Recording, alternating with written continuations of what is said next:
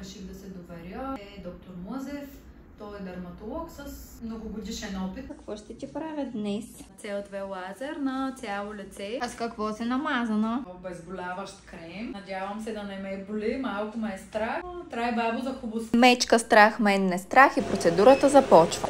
Не е страшно, не. Доктор Млъзев, колко време продължава самата процедура на цяло лице?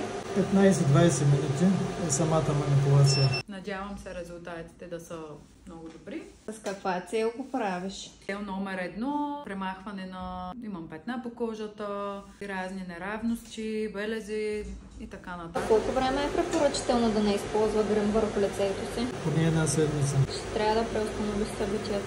Преустановявам. CO2 лазерът изглажда финните линии и бръчки, влияе добре при отпуснатост и загуба на еластичност, намалява белезите от акне и пигментации, стимулира производството на колаген и видимо подмладява и освежава кожата.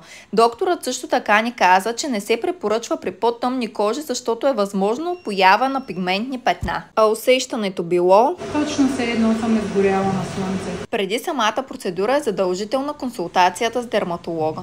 Не беше толкова страшно. Процедурата ми приключи, не беше толкова страшно. Ако и вие мислите да си направите такава процедура, сега е перфектният момент, тъй като е по-хладно, няма толкова силно слънце. Може да изглеждам страшно, но не болеше толкова.